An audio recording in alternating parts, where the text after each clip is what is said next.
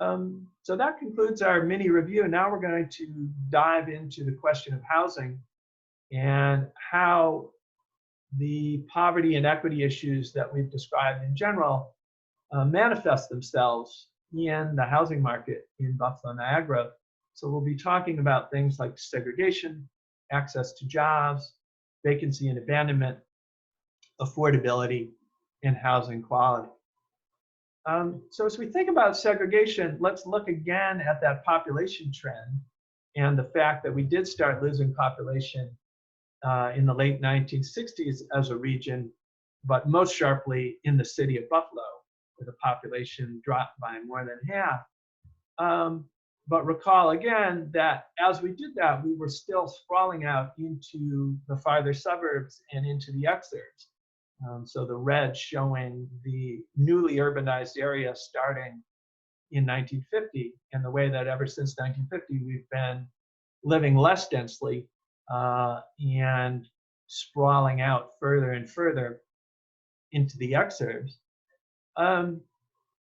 But that land use trend has interacted with our segregation by race and by income. So here are maps showing on the left, people of color in different percentages throughout Erie County, or Buffalo, Niagara rather.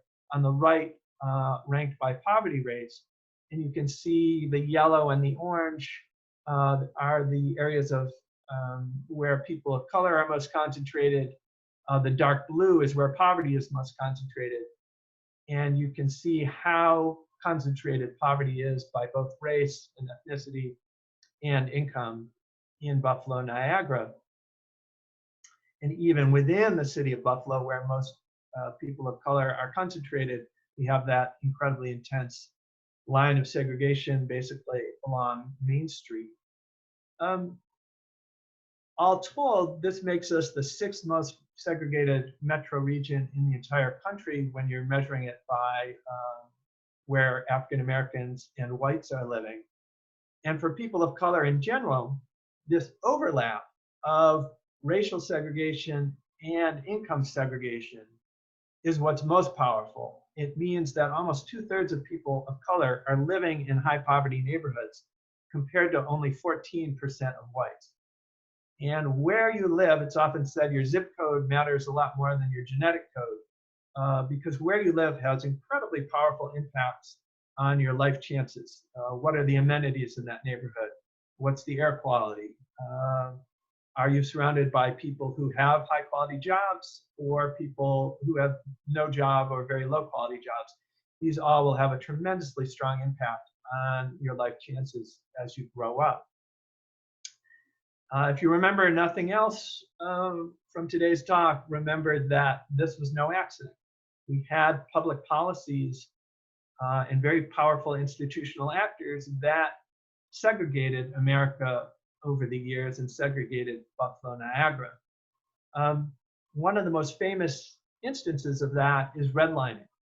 So here's a map from 1937 created by the federal government when the federal government was first starting to really intervene in the housing market due to the Great Depression and starting to guarantee mortgages so that banks would be more willing to grant lower interest, longer term mortgages to people so that they would be able to afford to buy houses. This was an incredibly high impact federal policy and remains so to the day. We spend billions and billions of tax dollars in this country subsidizing home ownership, making it easier for people to buy and own houses. But we've always done it in a way that is tremendously racialized. So in the 1930s, the government actually went out and looked at neighborhoods very closely and ranked them by different factors that would indicate risk. And race was very much one of those factors. So this is the redlining map of Buffalo. So the areas that are red were considered the highest risk.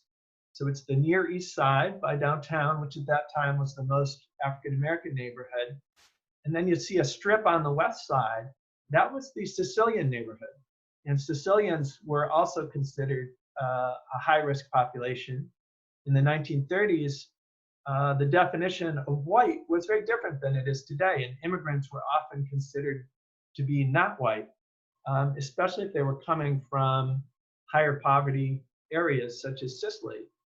So Sicilians were not considered white, and they were redlined as well. That little red neighborhood that you see farther north in Buffalo is Hamlin Park. And that's a very telling indicator of how racialized this system was, because Hamlin Park was a middle-income neighborhood, but it had a fairly high proportion of African-American residents. And so it got redlined for racial reasons, very clearly, not just economic reasons. So redlining is just one of the many public policies that explicitly required or encouraged segregation. It had a big impact on banks, and it hasn't completely gone away. So several years ago, the state attorney general sued Evans Bank because it had created a marketing area that was essentially Western New York minus the east side of Buffalo. So this was the map of their marketing area, and you can show that it quite ruthlessly excluded the most highly African-American part of the region.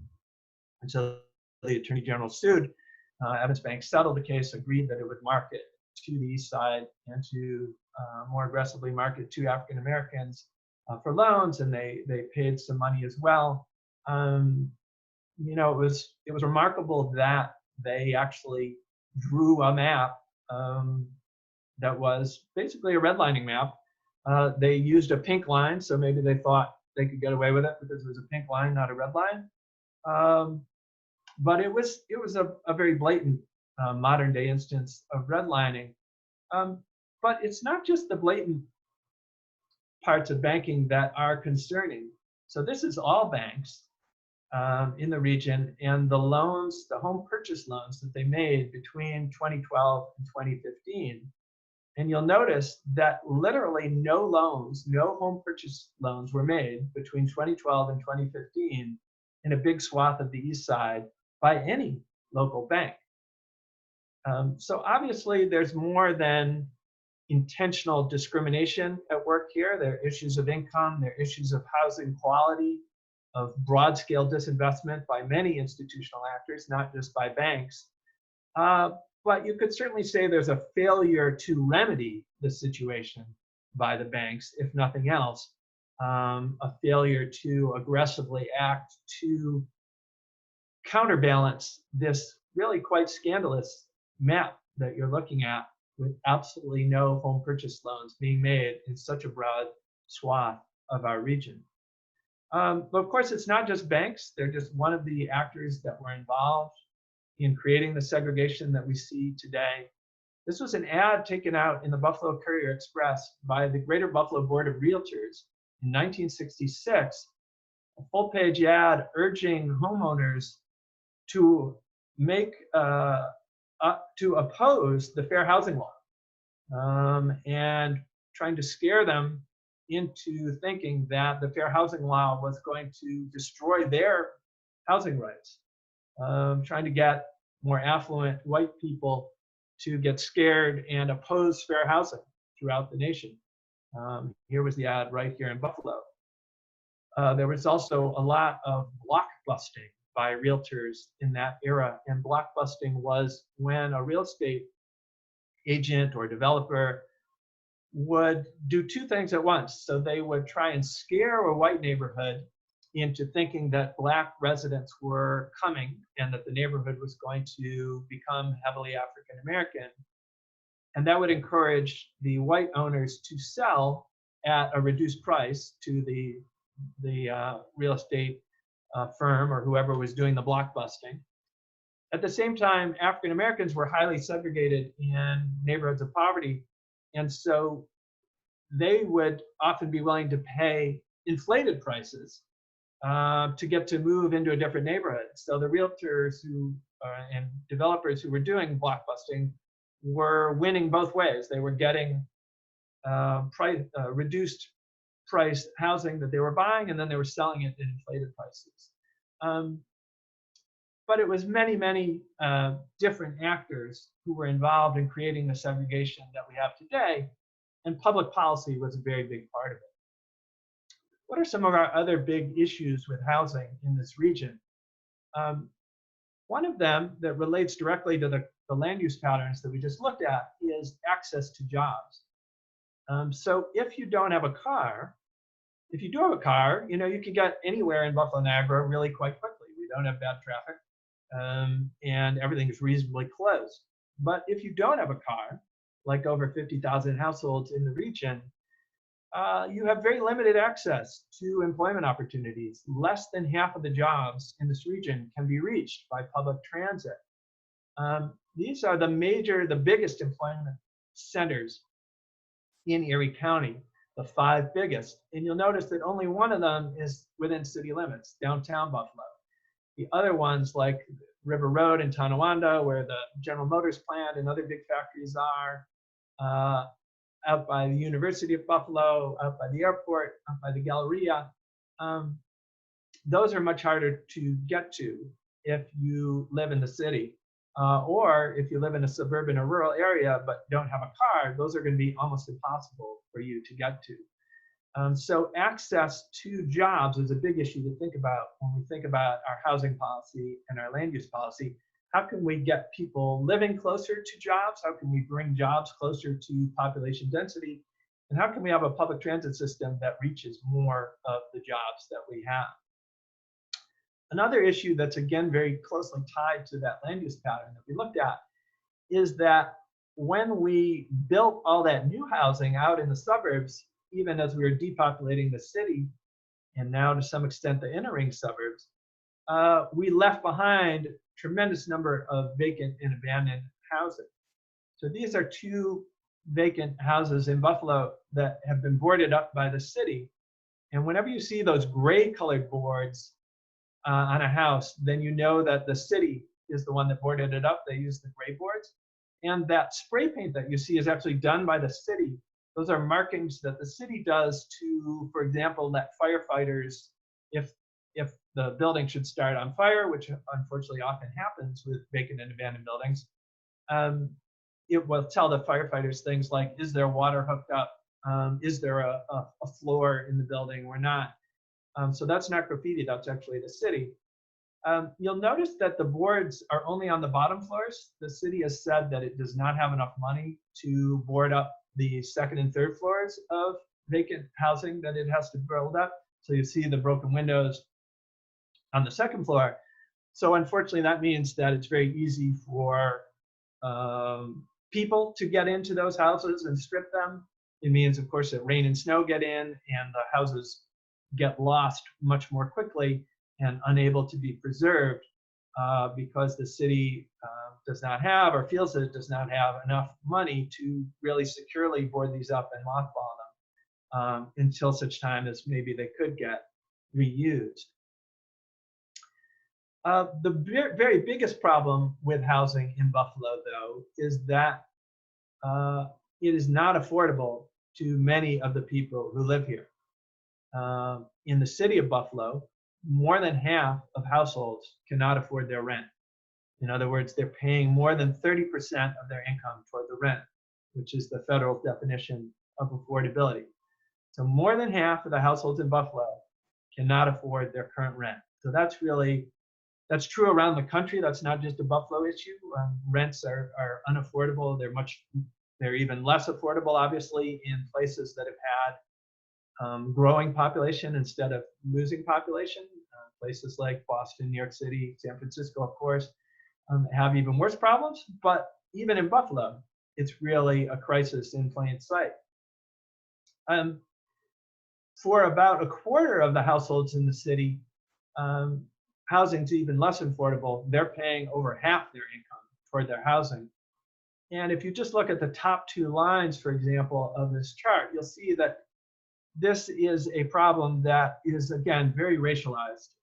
So 30% of Black households in the city are paying more than half their income toward rent. 37% of Hispanic households, over 40% of Native American households are paying more than half of their income toward their rent. only about 15% white households in the city of Buffalo. Well, when you can't afford your rent, a lot of bad things happen. The worst, of course, possible thing that could happen is that you lose your housing entirely and become homeless. And that's something that happens to over 5,000 people a year here in Erie County. Again, it's highly racialized. Again, if you look at the top two lines of the chart, you'll see that our people experiencing homelessness in Erie County, over half of them are African American, even though only about 13% of the county's population is African American. Similarly, only about 35% of the homeless population is white, even though whites are almost 80% of the county's population. So again, it's a problem of poverty, but it's also a problem of race and ethnicity and the other kind of disadvantages that our public policies inflict upon people. But in addition to homelessness, there are other kinds of housing mobility, involuntary housing mobility. In other words, having to move when you don't want to. That's one of the most damaging things that can happen to a person. Having to move when you don't want to has very negative impacts on your health, on your employment prospects, on your income, on really every facet of your life. It's a really bad thing to have happen to you. And it happens to an astonishing degree every year in Buffalo. So these are the evictions in Buffalo in a given year, which have ranged in recent years from about 8,500 to about 9,000. It's very similar in Rochester. It's quite a bit lower in Syracuse. So you can see that it's not just a Buffalo problem, but you can also see that different cities with different kinds of policies and programs are doing less or are doing better or worse with the issue of evictions, because Syracuse has a poverty rate very similar to Buffalo, has housing stock very similar. They're doing quite a bit better when it comes to evictions, but still doing it's still a huge problem in Syracuse as well. So this issue of evictions, if you want to delve deeper into it, the Pulitzer Prize-winning book Evicted by Matthew Desmond, a sociologist, is an amazing resource. And we did sort of the Buffalo version of it in a report that we published last year that this chart is from. But this kind of churning through of tenants who, when you get evicted from one place, you have to go live another place. But often it's a place that's, you were desperate, and so you accepted a place with a lot of repair problems. And that really, this kind of churning of low-income tenants through properties often in bad repair means that the landlords never have to repair them because the tenants have so little leverage to demand that repairs get made. So it has an issue, it has an impact on this next issue of housing, which is housing quality. That problem of concentrated poverty has a big impact on housing quality, but so does the fact that we have the oldest housing stock in the country, essentially, of large cities. And that means that it's harder to keep in repair. It just hasn't seen the kind of investment over the years, in part because of that depopulation, meaning that we've had a very soft housing market. So with over 2/3 of our units built prior to 1939, there are a lot of repair problems. And that's exacerbated by the fact that in many cases, out-of-town landlords have sort of scooped up these very low-cost properties at the city's tax foreclosure auction or through other means, and then failed to invest in them. So here's a sign the city put up in front of a house in the Fruit Belt, trying to shame this person who lives in Rochester into fixing up this property. I don't know whether that particular tactic worked or not, but it's kind of a sign of desperation at the problem of some investors, particularly out-of-town investors, being unwilling to put in the capital that would be required to keep a unit safe and habitable. So now let's turn to the good news, which is some of the innovative work being done by some of our PPG partners here in Buffalo. And I'm just going to highlight 4 of them. Obviously, there are many more that we could talk about, but we'll talk a little bit about HOME, Buffalo Niagara Community Reinvestment Coalition, PUSH, and the FB Community Land Trust. So what do you do about segregation and discrimination in a region?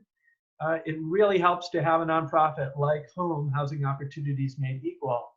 And it helps that they can sue. It's very important that litigation is an option, and that landlords know that they can be sued if they do discriminate. It's important that they do education for landlords and tenants, which HOME does. And it's very important that they have testers. And this is something we're lucky to have in Buffalo, Niagara. A lot of regions don't have testers. And testers mean that if you suspect that you've been discriminated against, say by race, you can call up HOME, and they have the ability to send out testers. And so, for example, they could send out a white tenant and an African-American tenant and see how the landlord treats each of them. And they would fill out these detailed reports, and that would furnish very powerful proof that that landlord does in fact discriminate, which can be very hard to do if it's just your word against his as a tenant who feels that you've been discriminated against. So that's something that would be great to see expanded, to have more testers, to be at the point where we could do random audit testing, like secret shoppers do for companies, where even without a complaint of discrimination, we could occasionally be testing some of the big landlords or some of the small landlords and seeing whether they discriminate, and if they do, making sure that they remedy that. A second innovative group locally is the Buffalo Niagara Community Reinvestment Coalition.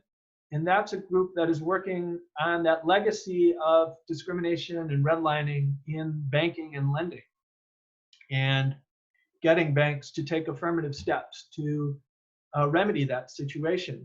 So it's a coalition that's led by the Western New York Law Center, a nonprofit law firm that includes many other groups as well.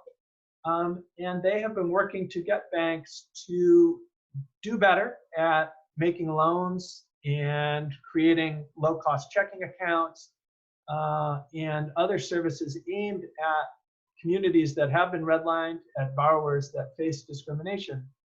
And with some great success, including Northwest Bank, which voluntarily stepped up to the plate, reached out to the coalition proactively and said, we want to make a community benefit agreement with you to make sure that we're doing all that we can to help neighborhoods and borrowers of color and borrowers with low incomes, and committed to a package of benefits, and continues to work with the coalition to make sure that those get implemented. A third example of housing innovation is Push Buffalo, a nonprofit many of you, I'm sure, know about. They've created a green development zone on the city's west side, a 25-block area centered around Massachusetts Avenue. They're now expanding it to reach beyond the 25 blocks. But in that area, they've focused resources and created housing that is both affordable and green.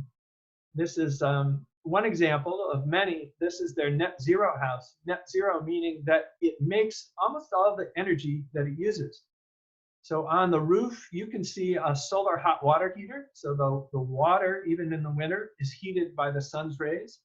On the back side, you can't see it, is solar panels, similar to what you see in the little diagram on the right, making the electricity for the home.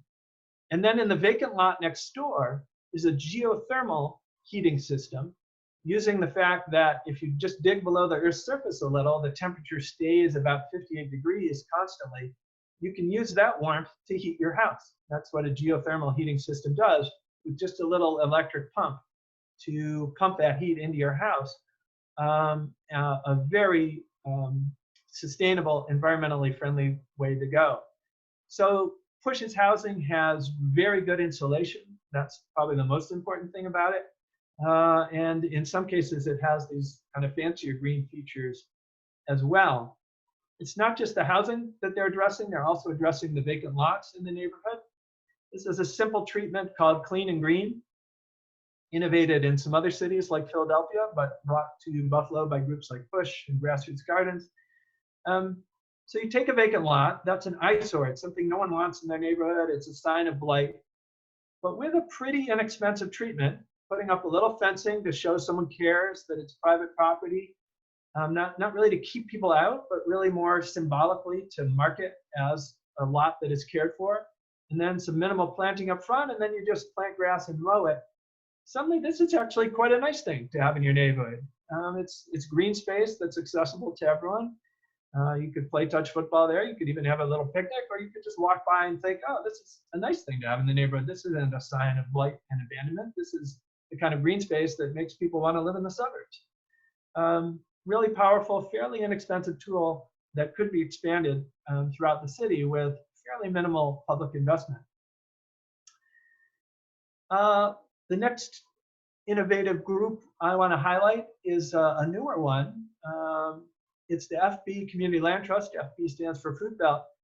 This is a response to the fact that in the Fruit Belt, there's an underused asset, which is the city owns over 200 vacant lots in the Fruit Belt. A negative consequence of depopulation, but now it's something you can work with. The fact that you own all these lots, the public owns all these lots.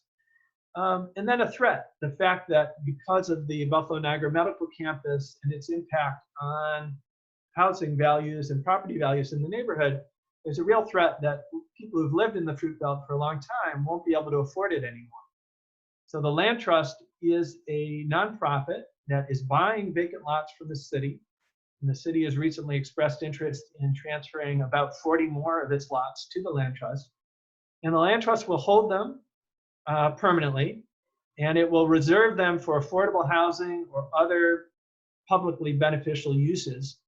And in that way, it will keep housing affordable in the Fruit Belt, but it'll also mean that the residents of the Fruit Belt who control the Land Trust will control an important part of their future. So those are some of the good things happening in terms of housing.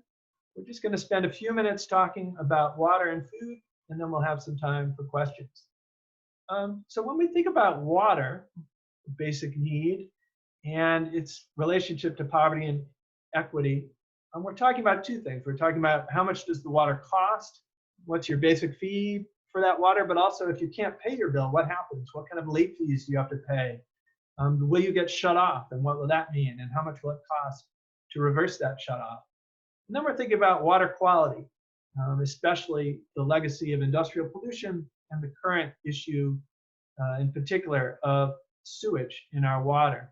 So let's start with cost, and I'll use this as a way to talk about how PPG and its partners are able to affect public policy.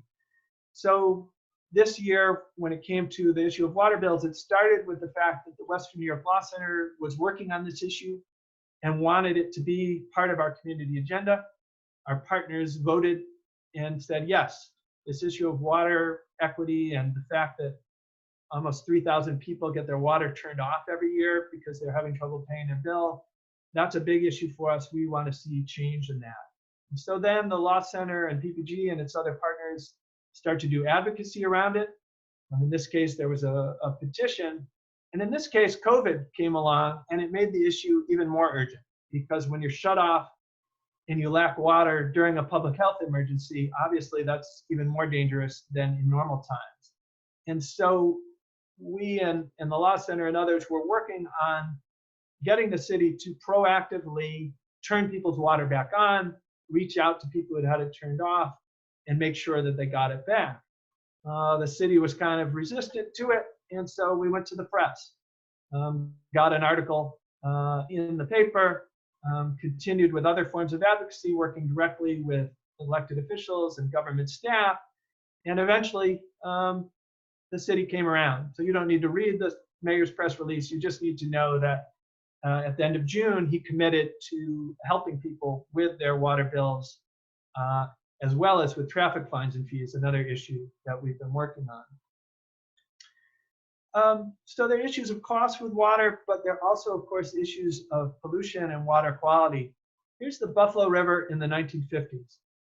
You can see that the Buffalo River was a very, very industrial river. That was what we used the Buffalo River for many generations, was we put industry on it, and we discharged all kinds of pollutants into it from that industry, making it one of the dirtiest rivers in the whole country.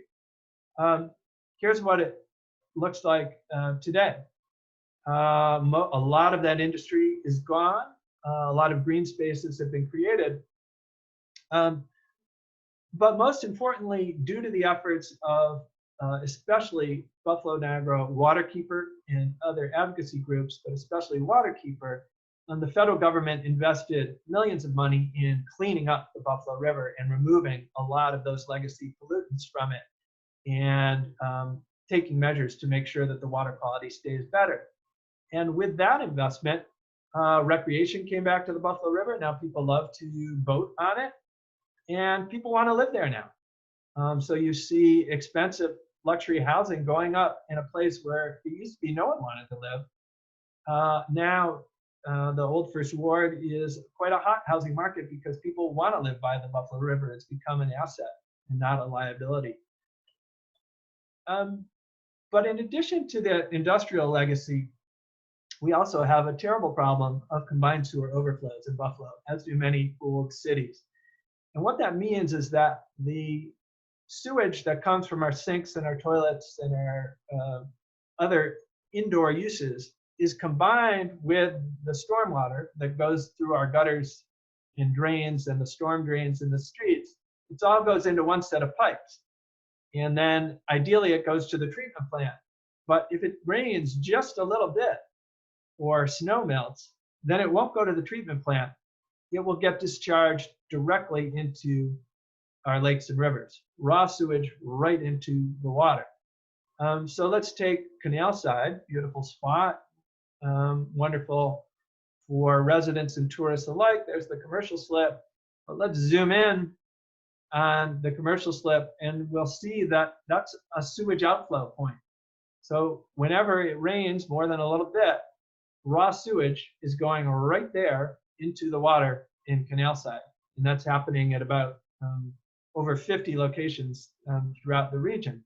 So what do you do about it? Well, one thing that Waterkeeper and others have taught us is you try and keep that rain and stormwater out of the system so that it doesn't overwhelm the sewage treatment system. So instead of your downspout going down into the sewer system, you could divert it into a rain garden like this one and help your plants grow and keep the water out of the storm system. Here's an example of a rain garden done by Push, and also permeable paving. So wherever there's asphalt and concrete, then the water is collecting and running into drains instead of soaking into the earth. So if you can have permeable parking and permeable pavement, the water soaks into the ground instead of going into the sewer system, called green infrastructure. Here's another example. This is the another Push rain garden in front of a house. So they're diverting the water from the roof. Instead of going down into the sewer, it's going into this garden or into a big cistern that they've built to capture the overflow. And here they are making one of these rain gardens at Push. It's a good source of jobs, fairly low entry jobs, low skill entry jobs that can pay a living wage and get you trained into a profession where you're helping your community and making a good wage along the way. And now we're just going to turn really briefly, well, you know what, why don't we save food for next time, and we'll go to questions now, and we'll have plenty of time to talk about food next time as well. So why don't we we'll stop sharing the screen now, Amber, if I may, and we'll take a few questions.